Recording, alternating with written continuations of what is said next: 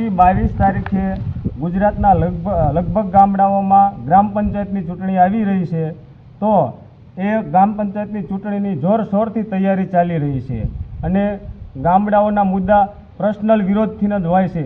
ગામની સમસ્યા શું છે, ગામમાં સારું કેવું થાય, એ મુદ્દા જે ખરેખર કરવાના હોય એ વાત કોઈ ગ્રામ પંચાયતની ચૂંટણીમાં પ્રચારમાં ક્યાંય આવતું જ નથી।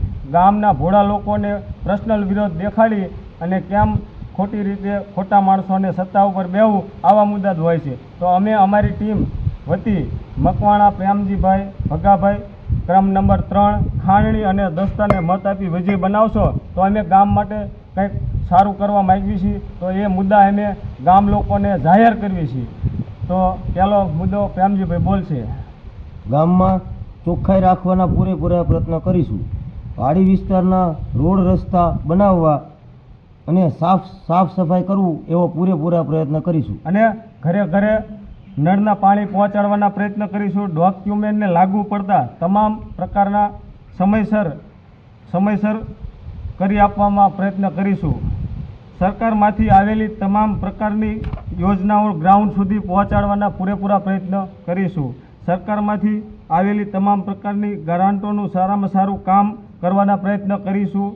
ખુલ્લી ઓપન કિતાબ ગ્રામસભાનું આયોજન કરવાના પૂરેપૂરા પ્રયત્ન કરીશું અને વાડી વિસ્તાર રોડ રસ્તા બનાવવાના અને સાફ સફાઈ કરવાના પૂરેપૂરા પ્રયત્ન કરીશું।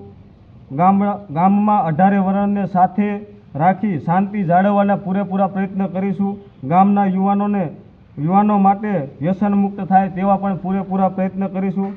ગ્રામ પંચાયત, પ્રાથમિક શાળા, આંગણવાડી અને PHC સેન્ટર જેવા PHC સેન્ટરમાં કર્મચારીઓ ટાઈમસર હાજર રહે અને પૂરેપૂરી ફરજ નિભાવે તેવા પ્રયત્ન કરીશું।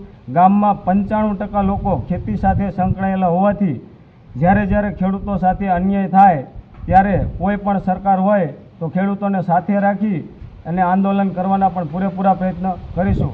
તો ખરેખર આ મુદ્દાથી ગામ અને ગામનું ભવિષ્ય ઉજળા થાય, પણ આ મુદ્દા હારે કોઈને કંઈ મુદ્દા પ્રચારમાં આવતા નથી। ખોટા પર્સનલ વિરોધ કરી અને ગામ લોકોને કેવી રીતે ભોળવવા, આ જ માત્ર ષડયંત્રો આવું બધું જ આવે છે। તો મારું કહેવાનું એટલું ગ્રામજનોને કે ખાંડણી અને દસ્તાના નિશાન ઉપર તમારો સિક્કો મારી અને વિજય બનાવો અને આવતા 5 વર્ષમાં ગામનું સારામાં સારો વિકાસ થાય તેવી અમે આશા રાખીએ છીએ। જય હિન્દ।